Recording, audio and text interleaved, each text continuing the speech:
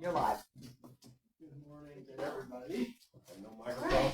I'm sorry. Thank you, Jerry, for mentioning Oh, that. no. I have no. Let me turn this on first of all. Yeah. Okay. Am I a little bit better now? Okay. We have been looking all morning for two microphones that were on the stand, and they have disappeared. So we don't have a microphone, unfortunately. So I'm going to, when we do take comments, I can't repeat everything that everybody says, but we'll just have to maybe talk loud and hope that, the microphone picks it up. You might repeat the question. Yeah, I can definitely repeat the question or the basic part of it. So, but you out there at Wi-Fi land, be patient because we're doing our best to make this work, and right now we don't have two microphones. So today's April 6th, and normally we have our first Sunday of the month, for Friendship Sunday, and we're not doing that this Sunday, so I jumped in and decided to go ahead and do a class.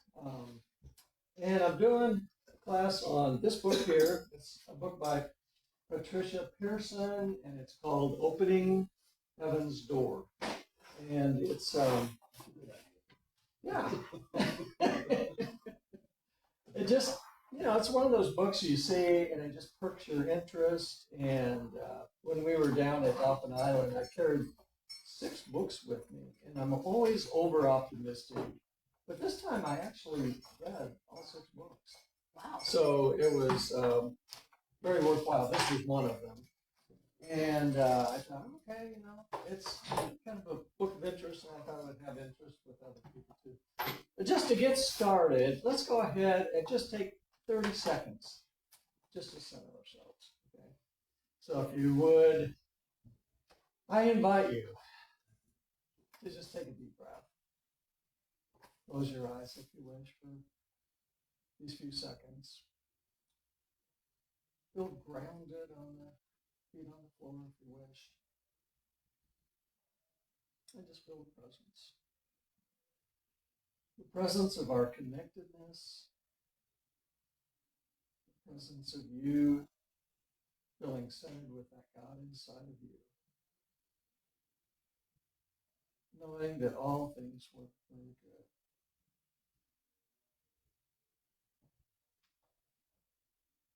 And let us have this class to just share and experience and maybe learn one thing or two, or be able to express something that is of excitement to you.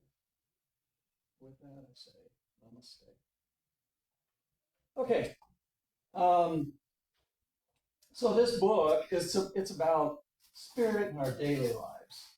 It's how spirit transcends time and what heaven has shown us through personal experience, through out-of-body experience, through near-death experience. So there's kind of a lot of material to cover. There's actually 7 chapters. I'm going to try and cover 6 of them. Of course, that has to be very briefly for each chapter.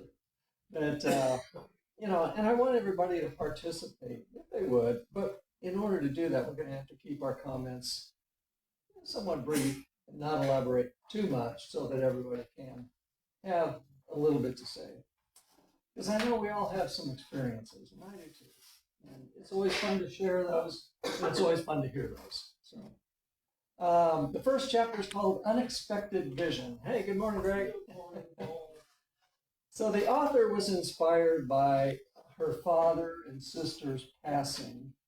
And this was about 10 years ago, by the way. She had experiences of knowing beforehand when they passed. In other words, I don't know if you've ever experienced that where you wake up in the middle of the night and go, Bob passed, And then later on that day you find out that was the time that Bob passed. It's happened to me numerous times. But she had experiences with them both. And, so I know back in 1981, I have yoga teacher who was my what would be called a guru, and I woke up in the middle of the night with this incredible, indescribable music. It was, and I wrote it down at the time. I recorded myself singing this song that was just given to me, and I had since lost it, but it was like I knew this person died, and sure enough, that person died. Then I knew it when I could tell when I woke up in the morning when John Anderson died, when Aaron died. And I don't know if you have any experiences of those personal things where it's just like, do you want to share anything about that? Or? I lived in Overland Park. I had some girls over for pizza one evening. We were sitting around a low coffee table, and I said, I had the strangest dream last night. My mother was laying on the floor, and she was all spread out and everything. They had found her that morning, the next morning. Very interesting, yeah. And she was sprawled out on the floor. Yeah. It's something, and I think with quantum physics, making it more understandable where we know that things are connected even when they're far apart, right? And so I think this is beginning to open up that discussion, whereas before that discussion was really closed. So anyway, this author's sister was in palliative care. The physician, it's really interesting, but oftentimes the physicians don't want to tell the patient how long they have to live, right? I mean, I've noticed that with a lot of people. I used to volunteer for hospice years ago. And so I would go and sit. It was what was called an angel program. And you would just go sit with people who had no family. And, but it was kind of interesting because I, really found out that they never really said a whole lot about, when that person might die. Now they'll tell the family members, and that'll be kind of open, but they don't exactly, and I don't know why that is. Is that to give a person hope? I'm just not sure, or they just don't want to have to talk about it. So there was a Harvard University study that found that 63% of doctors caring for the terminally ill patients overestimated how much time the patient had. But the research found that the patients were actually much more accurate, sometimes within hours of when they were going to pass. And, I think back, about the history of Unity and Merle Fillmore. First of all, Charles thought that the body could live on for eternity, right? And that was one of the things that he, never experienced because he passed along too. I don't know what Myrtle thought, but one thing we do know is that Myrtle, 24 hours before she died, she was going around to everybody saying goodbye. And sure enough, within that 24 hours, she was gone. And I think just the day before, maybe 2 days before, Dee, kind of the history of this better than I do, but it wasn't long before that day that she was actually giving talks.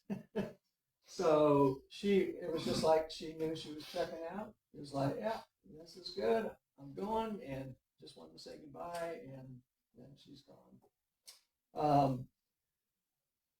I noticed that and this is something the author stated in this chapter, was that a lot of people don't know how to leave. I know for my mom, she passed away 3 years ago, and Sue's mom passed away, 11 years ago? I know Sue's mom she kept saying, I just want to go back home. She had been visiting us, and she became too sick and couldn't leave. But she just wanted to go back and have things be normal. I know my mom wanted to live.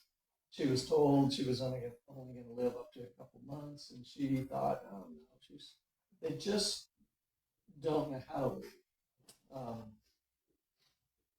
And I often wondered where the dying went mentally and spiritually in the last hours or days when they're checking out. Have you been around people that are in the process of transcending? None. My wife always, my second wife, always, we knew the day before she died. We knew it. The whole family knew it. And so we made a special dinner for her. We had a big long table like this. Yeah. And we get steak and lobster. That was her Okay. favorite. Did she eat? She ate Oh it. my gosh. Okay. And we knew that by tomorrow she was going to be gone. Yeah. And she was. The next morning, Wow. I went in and I was there. Yeah. But she just died. Yeah. But we called the hospice the day before because we knew it was not too long ago. But then there was a sense in the air that she was going to go. Yeah. Yeah. It was a real party, let me tell you. Yeah. I noticed that it's kind of like She was a hidden. there's kind of a going back and forth between being in the present and being somewhere else. And you look at these loved ones and you go, what is going on? You know, where are they at? What are they feeling? What are they experiencing? And it's always an unknown because they're usually at that point where they might just be looking around, but they're usually not talking. Wendy. I can say I never knew someone was going to die at a certain time or anything, but I know that when someone gets close, one of the things that people are feeling is there are those on the other side that begin to gather around them. Yeah. And my grandmother was living with my mother, and I told Mom, I said, something's going on. This house is full of people. Yeah. And she actually took her to the hospital, and she hadn't been urinating, and so her medicine was backing up. And so she literally would have died had she not gone to the hospital, but the other side was preparing. Yeah. Yeah. So I think that's part of it. Yeah, it's and that's my take on it too, is I feel like they're probably being contacted by those that are already gone, that are their loved ones, or maybe some sort of spiritual figure in their life.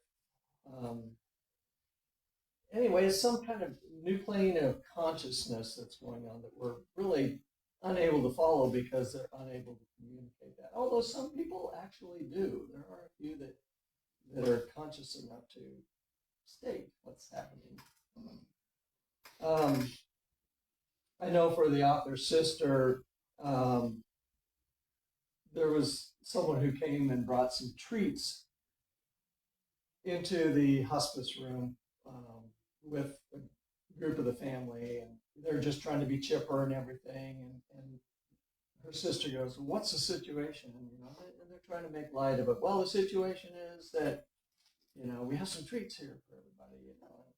And she gets agitated, and she goes, "When do I leave?" And and her husband says, "Well, this is, you're too sick to go home. You're going to stay here."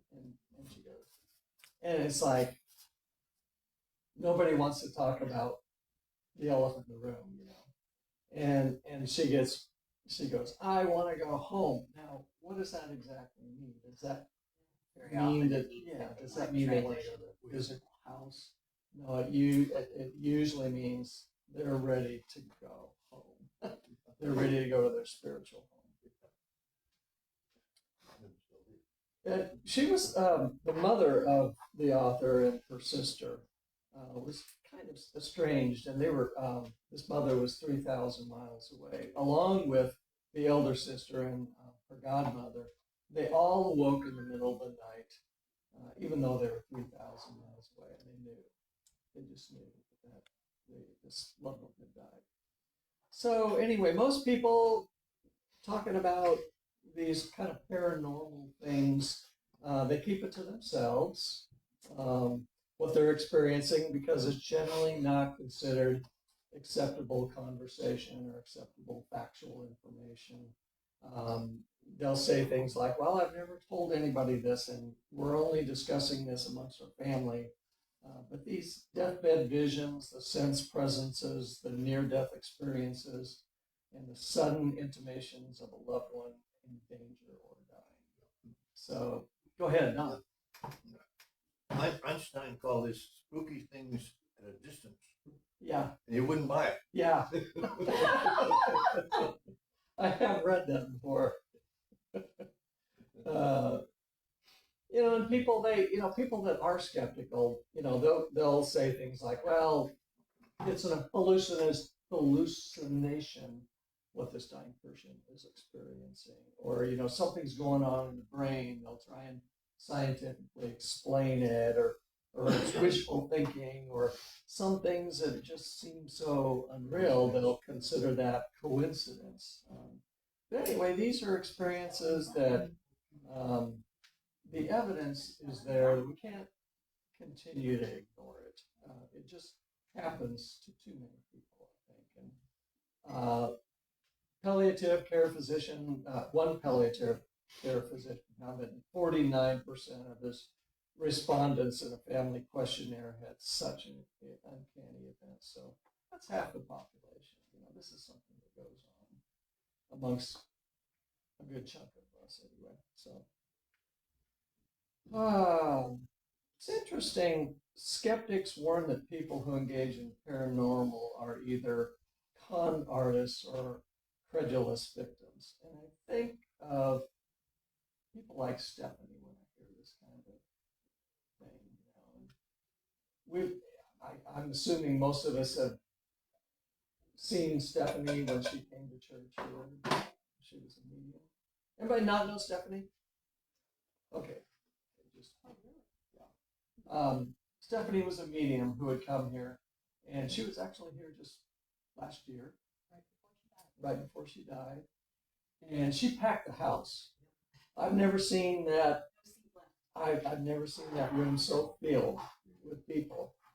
She was amazing, and she gave a lot of good talks, and actually was there to communicate, with those who had passed. She did a workshop not very long before she passed, because she wanted us to have that connection to be able to do it ourselves. Yeah.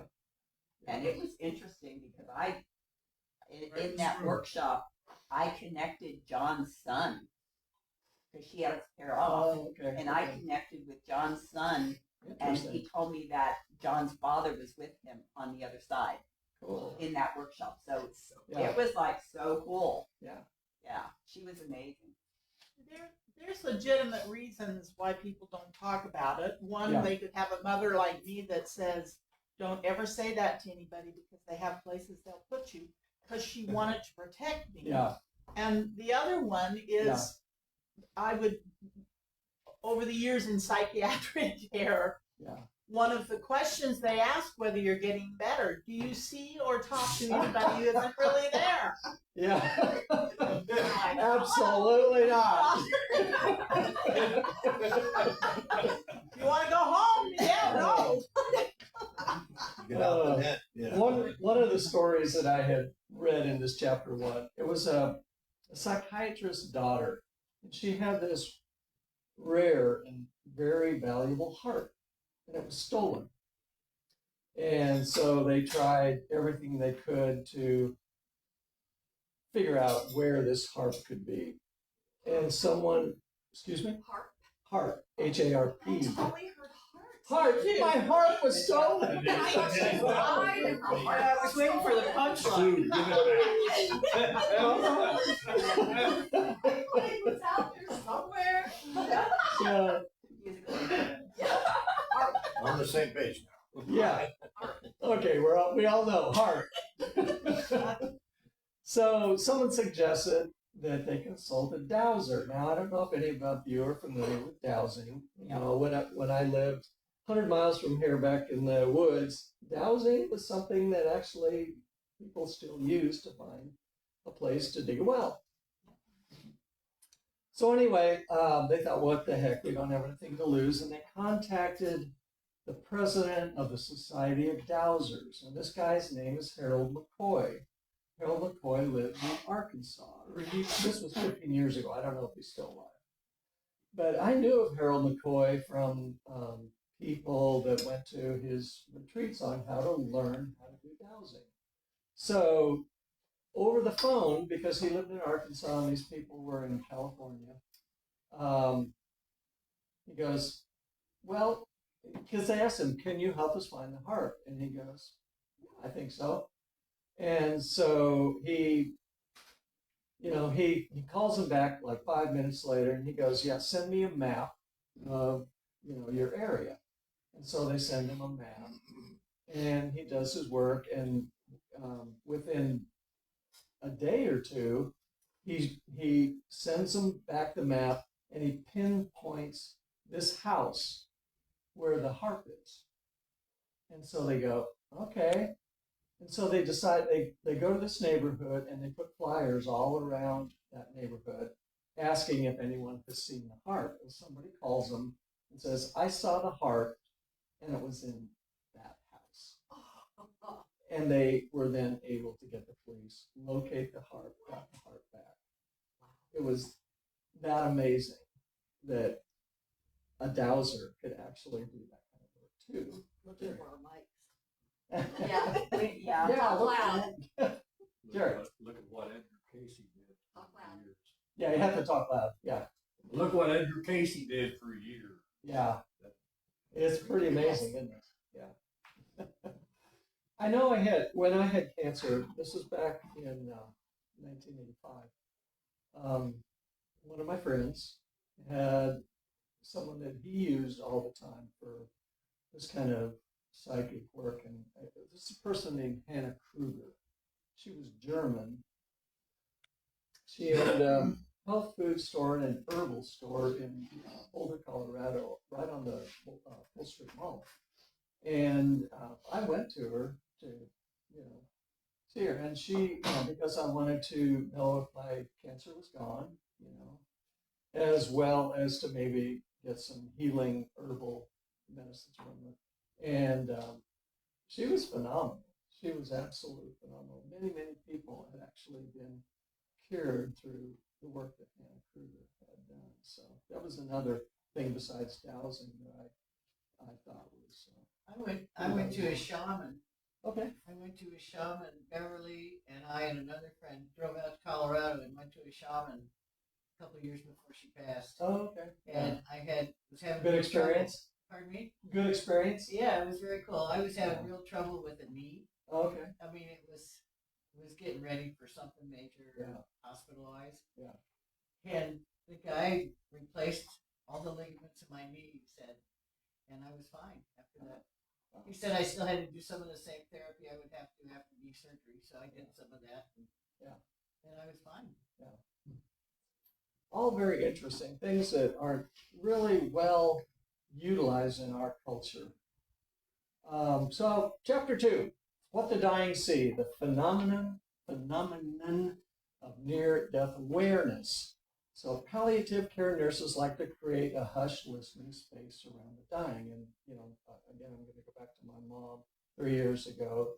And I think it's a real common thing. People that work with the dying, they want to give them that kind of space because it is a very spiritual experience. And that's what I felt too, when I was there watching my own mother die. There's a subtle transformation in awareness and mood. And through that experience, they can pinpoint, often the workers can pinpoint when they might die. And I know, that was the same way with my mom. They told us, well, at first, just the regular nurses in the nursing home said, well, she's probably got 24 hours, but then when the more experienced hospice nurse came in,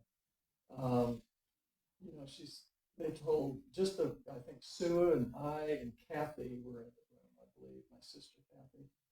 And she goes, yeah, your mom's going to go soon. And, we said, yeah, we know, we were told 24 hours. And she goes, no, she's going to go soon. And within minutes, she was gone. And so whatever subtle knowledge, the knowledge they have about these subtle things, that they can just look at a patient and really tell, where they're at in that process. And it's pretty interesting. So, They have told me that the breathing changes and Eh, they go yeah. by patterns. yeah, exactly. Yeah. Yeah. Jared.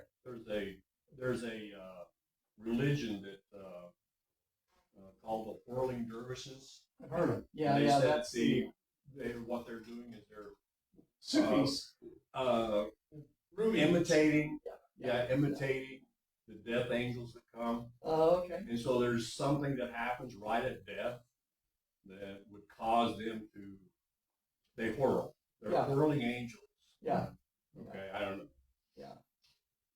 When Beverly was getting ready to go in the Uh-huh. nursing home, I mean, and she had been getting ready for 3 or 4 days. Yeah. And we went in to visit her, and she said finally to me, she said, barely, she's like eyes half closed and open. And Yeah. She said, "Who decides?" I said, "You do, Beverly." And she nodded her head, closed her eyes, and within an hour or so, she Yeah. passed away. Yeah. Yeah, it was very cool.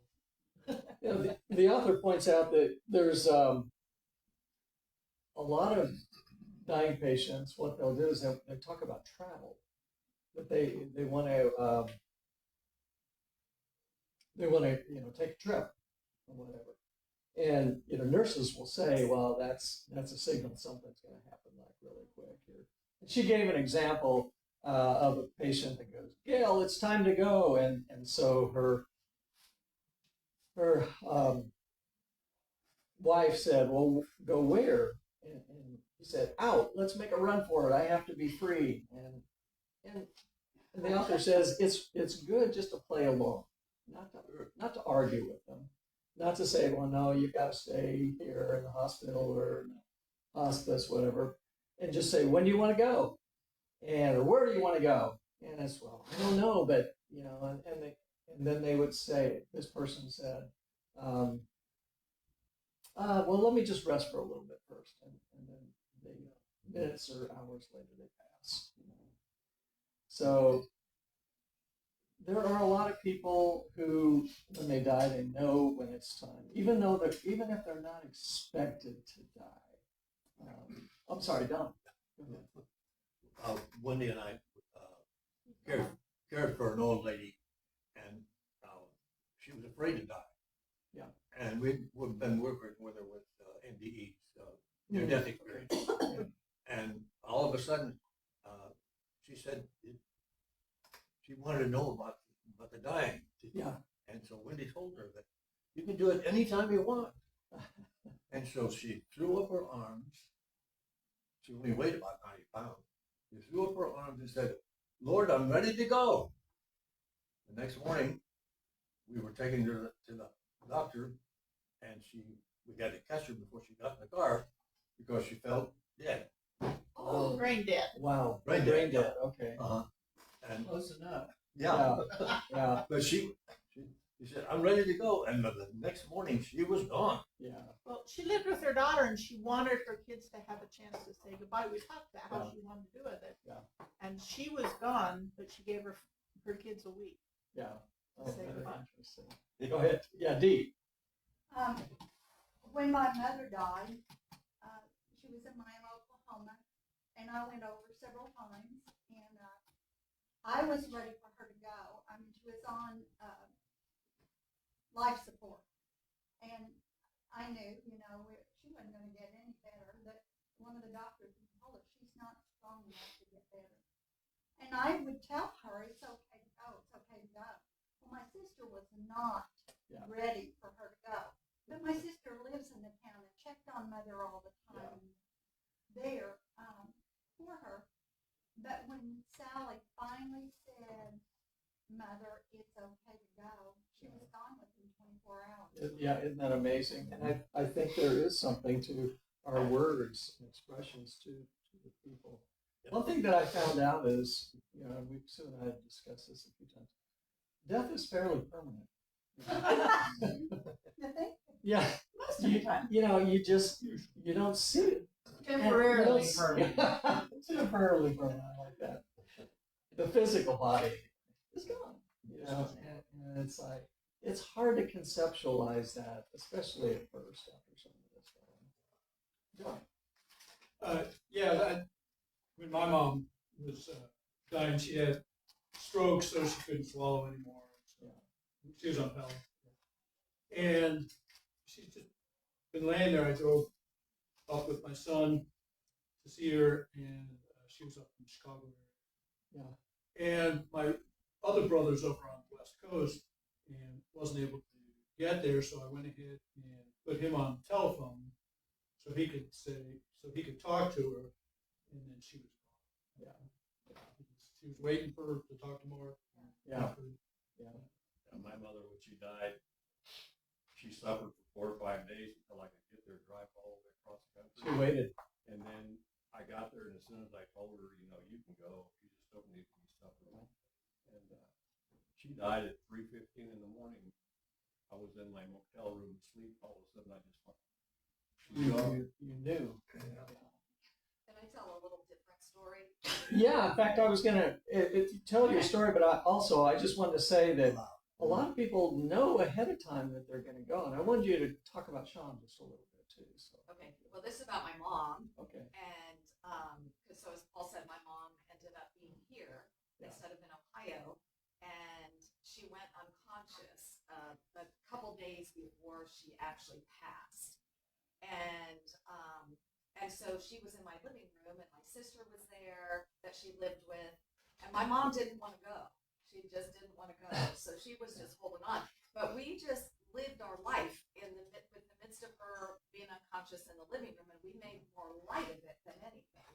And one of the jokes that we had with my mom is that I would always drop her off wherever we were going, and I would look at her and say, "Mom, get out," and we would laugh. It was just like this joke between us, "Get out, get out." And so I would, every so often we go through the living room, we'd go, "Okay, Mom, you can get out now, you can get out now." But it took her 2.5 days. Yeah. And so there was nobody, so it was an opposite experience. She just didn't want to let go. And I walked over to her bed at one point, and I'd been with enough people that had passed that I knew that she was going to pass. And Paul was there, my sister, I called my daughter, and we all got to be there for her last breath. But it was more of a lighthearted experience, Yeah. And yeah, for Sean. Yeah, I just wanted you to mention about Sean. Sean kind of knew ahead of time. Well, Yeah. In fact, you told me he didn't expect to live long when you first he got had always together. told me that he was not going to live to old age, and he had actually, unbeknownst to me, had gone in and written his wishes on a piece of paper in his office, just like days before he passed. And of course, I'd shared the things that he was experiencing with energy and stuff, and I didn't recognize that until after the fact. That I really feel he was in both worlds. And that was just the day before he That did. was the day before he passed. Yeah. I got a dead story. That story. My dad was into all this stuff we're into, and in fact, he was a member of Unity for many years. But when he passed, he was out of it. He was in a hospital in Michigan for 2-3 months before I could do anything about it. And when I got there to pick him up and bring him out here, he thought he was staying in a hotel. He said, "Well, this is a nice hotel you got here." How funny. So we packed him up and we brought him to the Kansas City area, and he was in John Knox up there in Lee Summit, I guess. And it was just, I guess it was just a couple of months after we brought him. He wasn't real happy there a couple of times. Some of his old bigotry stuff started coming out. I was going, "Shh, Dad." They kind of lose any pretension. Yeah.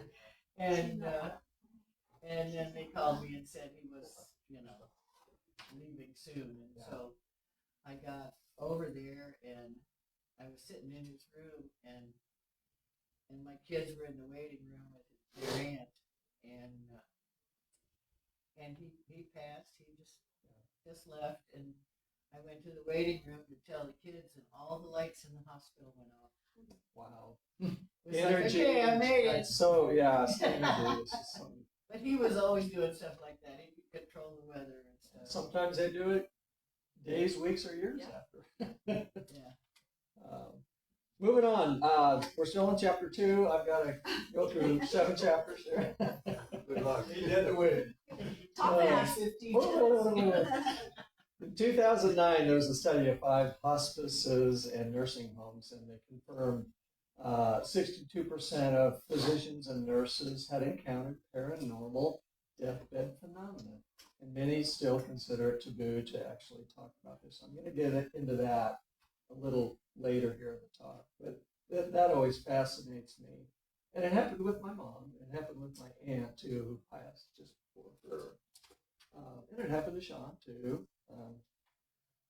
Researchers Callahan and Kelly dubbed it nearing death awareness. Dying patients exhibited hallucinating visions of deceased family members, friends, and iconic spiritual beings in days and hours before death. Oh, okay, well, this is what I was going to talk about. My aunt, she died. This was again 3 years ago, just before my mother passed, and her family would be in the room with her, and she would start talking about someone in the room that wasn't there. And my cousin Dan would say, "Are you talking to me, Mom?" She'd go, "Oh no, I know who you are." It's So she was actually physically talking to other people that she could see that they couldn't see, and it was just as real. They were just as real to her as the people in the room. And I know my mom, now this was weeks before she passed, and she was still living in an apartment before she had to go to the hospital and then later to the nursing home. And she didn't stay in the nursing home very long. It was maybe a month or so, would you say? So, but there was a man who would visit her in the evening, and she'd be laying in bed, and he would lay beside her in bed. And this is what she told us. He said, "Don't turn around, don't look at me, don't touch me, but I'm here to help you transcend." And it happened several times. And so she had a sense of peace that she wasn't going to be alone in her dying process.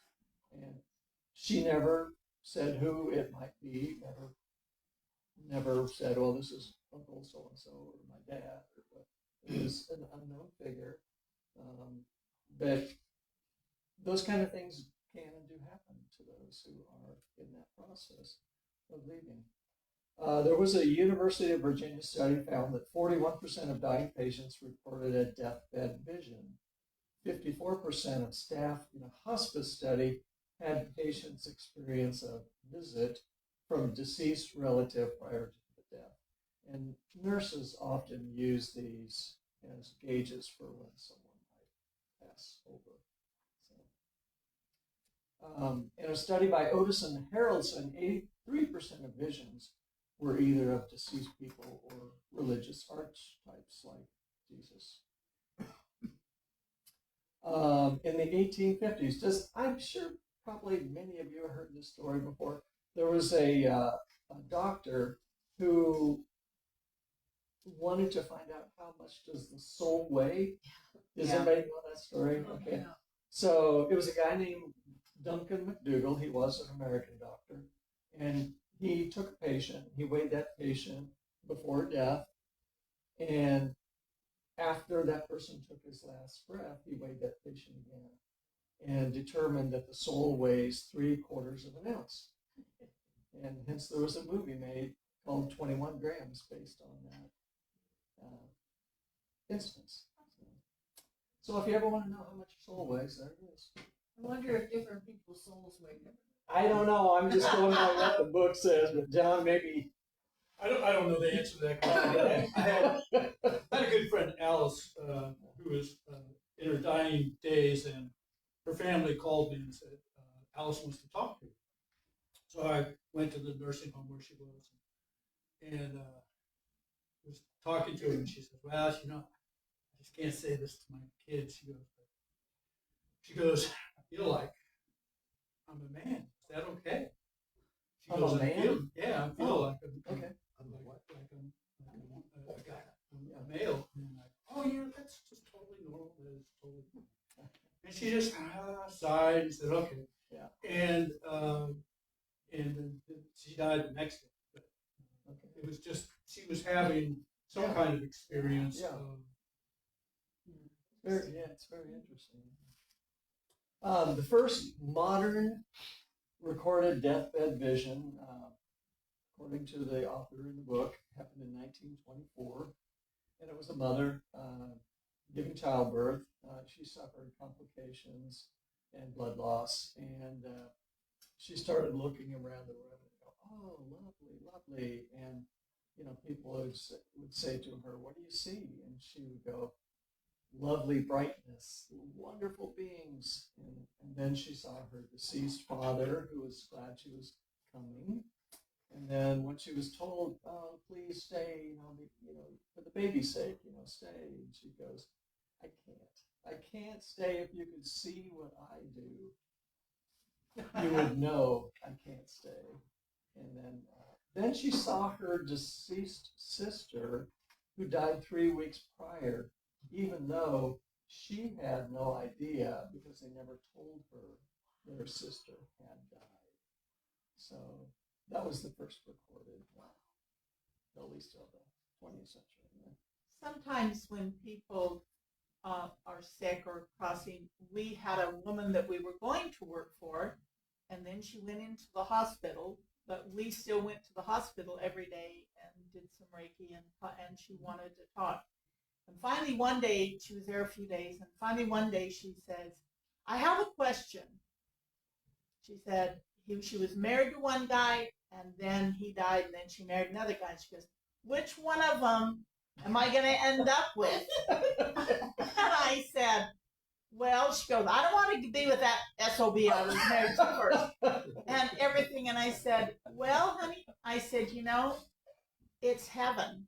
Yeah. I said, "I think wherever you end up, you're going to be really happy." Yeah. So we went the next morning to go see her. We'd been going everything. And when she saw us, she said, "I don't need you anymore. Get out of here."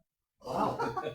And so we went home and we're just holding their energy, and she passed really shortly after that. But it was like, I got all I needed to know. Yeah. I'm ready now. And that was another thing the author did mention about people just lose that pretentiousness. They're open, they're there, they're not trying to hold back anything. So there's a phenomenon called terminal lucidity. I don't know if anybody's ever heard of that before. Terminal lucidity. Terminal lucidity. Okay, You wake back up. I'm sorry. Sorry, yeah. Okay. When you wake back up right at the end. Okay, yeah, good.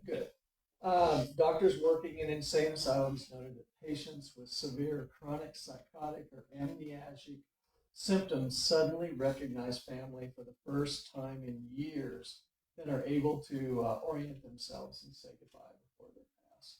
And Elizabeth Kubler-Ross wrote about the same thing too in her work with schizophrenics and stroke patients just hours before their death. And the author writes about how one cancer patient's brain scan showed almost no brain left at all, and yet woke up calmly, talked calmly and coherently with his wife and children, smiled, patted their hands, and then went back to dying.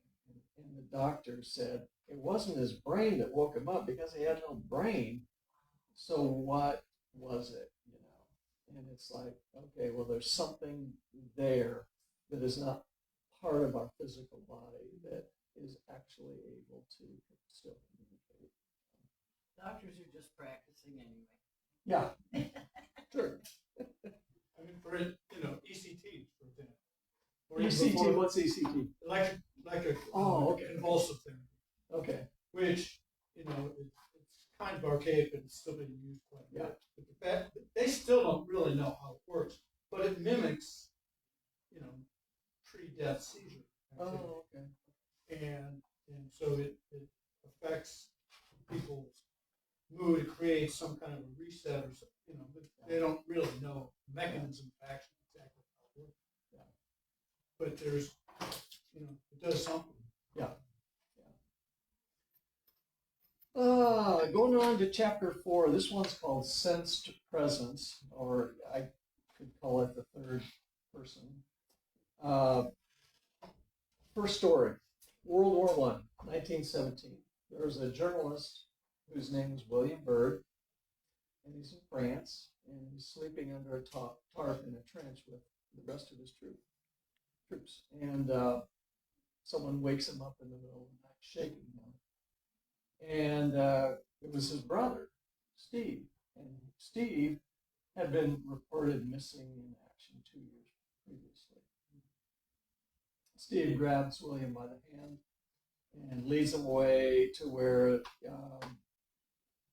I don't know how far away it was, but it was a distance away from where he was sleeping.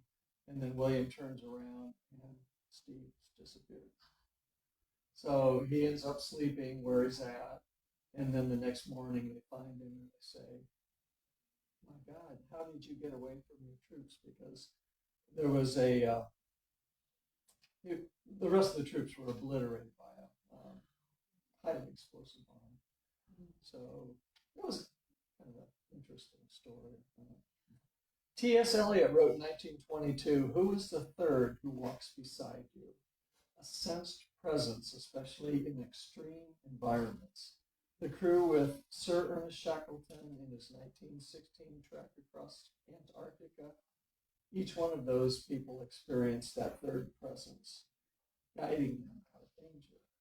None spoke about it to each other at the time until afterwards because fear of ridicule. And of course, that's what you talk about too, Wendy, is that you don't want people thinking you're crazy,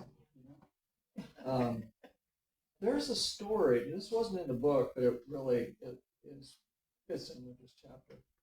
It happened in 2019, and I don't know if any of you heard the story or not, but it was a three-year-old boy, and he's 2 feet tall, and he weighs 25 pounds, and he gets lost in the woods in North Carolina. And so there was massive people out looking for this boy. And most people gave up the search because the conditions were so horrible. It was so cold out. It was in the teens. And the second day of his missing, it had just poured down rain, 3 or 4 inches of rain.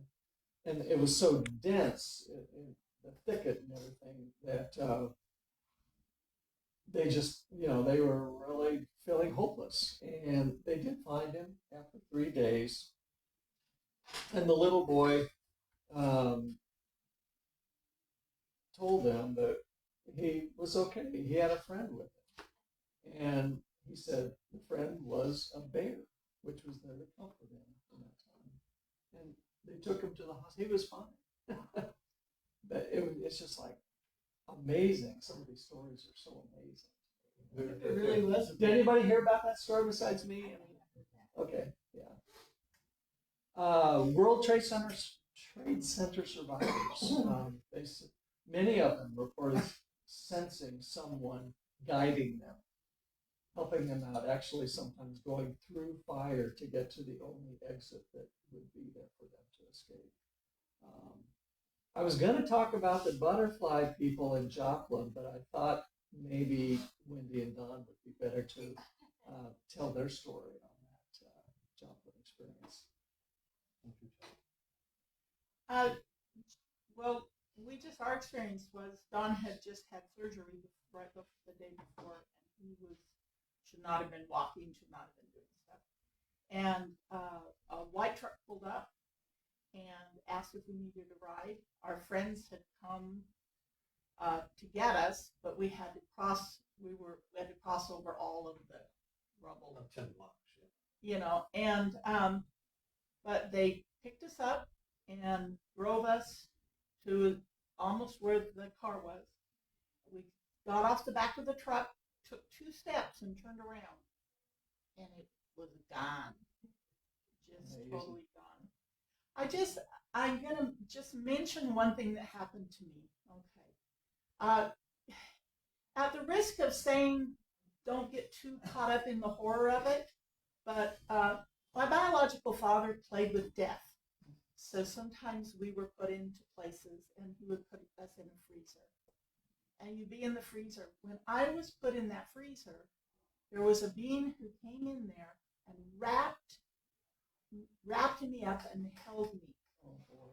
And Wow. so when he would come to get me, I would be okay and cold, which sometimes made him do worse things. But evidently I was meant not to go then. Yeah. But literally was there. Yeah. Someone was there. Wow. It was a man. Yeah.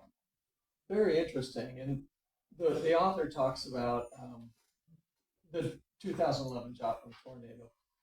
There were children that many of them reported they called them the butterfly people, but they all had butterfly wings and they flew, and that they actually physically protected children from flying debris in the tornado. And if you go to Joplin today, they actually built a statue of the butterfly people. I know, this is just my own experience. When I did have cancer, I had stage 4 cancer back in 1985. And I always felt a presence,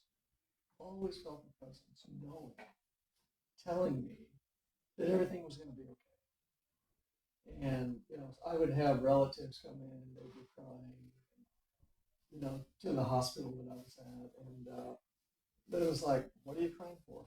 I'm gonna be okay. It was that sense. And I know, right after that, or not long after that,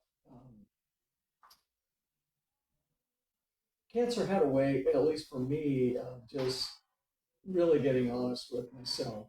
And I quit my job teaching. I went through divorce, and I started a job that had no knowledge of exactly how much I'm going to make, just for a family, 3 kids.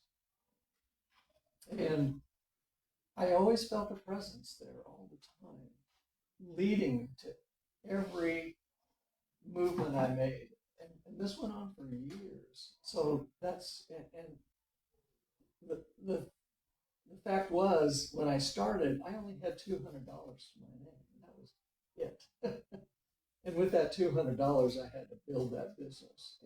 But slowly but surely, within a couple of years, it was a booming business. But it was that feeling of confidence that this presence gave me. And so, personally, that's my story. You're sticking to it. Yeah.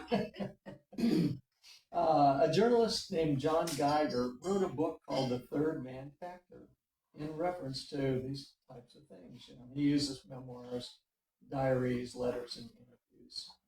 I'm going to share one story that the author wrote about Joshua Slocum, who was the first person to circumnavigate the Earth in a sailboat. And he got really, really sick from food poisoning. And he said that there was this tall man who came on a ship, and he looked like a really experienced seafaring captain. And he said, I'm here to take over. And for 145 kilometers, he steered his boat on course. And then when Joshua was well enough again, he disappeared. So, very interesting stuff. If we look, if people want to call themselves a Christian, and they follow Jesus, the stories of Jesus, that's kind of what happened, isn't it? Jesus had that death experience, and that did come back, and people saw Jesus, in that light. So there's a large percentage of people that sense and see and hear from the deceased who would not have surprised most humans throughout history who lived with the bedrock assumption that the dead continued living. And today, in many countries, that's an accepted fact. Indonesia, Thailand, Japan, they still believe that the dead are connected to us, in a very real and living way. And we can even use in Mexico, the Day of the Dead. That connection is there. Christianity, they knew about this sense that was going on, and they wanted to incorporate, just like they incorporated Christmas, to the winter solstice, pagan festival.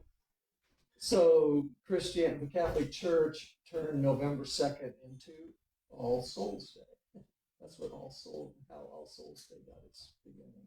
So, and then the author does talk about orbs, and we have some great experiences with orbs. I don't know if anybody else does or not, but Sue and I went down to the Crescent Hotel in Eureka Springs several years ago, maybe 10 years ago, 9 years ago. And wow, did we ever see orbs? Oh my gosh. They were all over the place. Wow. What do you mean by that? Orbs So- are a ball. Of light. It's Like kind of a light. ball of light. Yeah. And it was interesting because we were in this one room and everybody had left. And so it was just the two of us there. And Paul's sitting in this old wheelchair thing. And I have my and you can only see him. You can't see him with your eye. You can only see him with your camera. And all of a sudden I'm seeing these orbs shooting and I'm like, oh my God. And so I'm like, it's gotta be dust. And so I look at the front of my camera and there's no dust. And it was amazing. It was amazing. Yeah. There was just boom, boom, boom, boom. Yeah. And just a few days ago, Carolyn Clark, she sent us videos of her dogs in the middle of the night who were just frantic. And what was going on was her camera picked up these orbs that were just shooting all over her living room. And it's so interesting because it's not dust. No. First of all, these things are shooting faster Yes. than any dust could move. It's the coolest And thing. they just shoot across the room. But Sue and I, we stood outside. I can't remember what the room number was at the Yes. Crescent Hotel. Yeah. A guy named Michael who died in building the Crescent Hotel.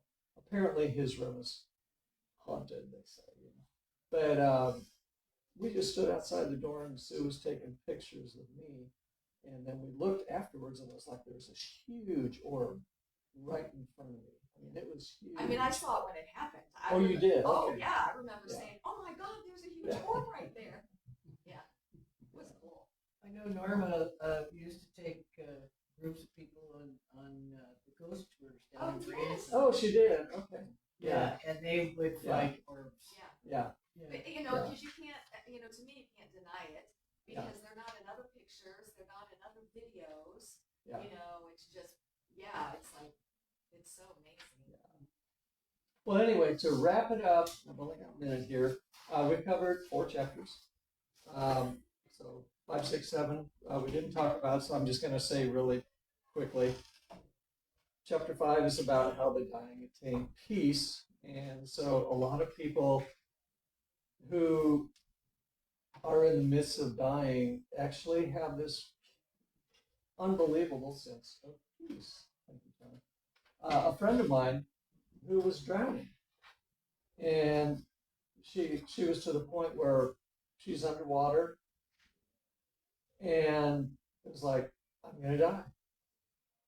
And she had this incredible peace. Everything, all tension, everything was lost. It was just this peacefulness. And there's a lot of other stories that are given in the book about that. Did she get rescued? What's that? She did get rescued. That's how she told the story later. That's So what I was wondering. I gave up. I was going to die, and I had the most incredible peace I've ever felt in my life. And then did get rescued. Yeah. What NDEs tell us about where the dying go? that's a big chapter on MDs, and I love MDs. And then the kind of the conclusion to the book. So if you ever do want to talk, this book has a lot of studies, like research studies about these kind of things that we're talking about. Which I love books that have just anecdotal evidence, like stories. People tell their story, and you have a bunch of them, and you go, "Oh yeah, that's really cool."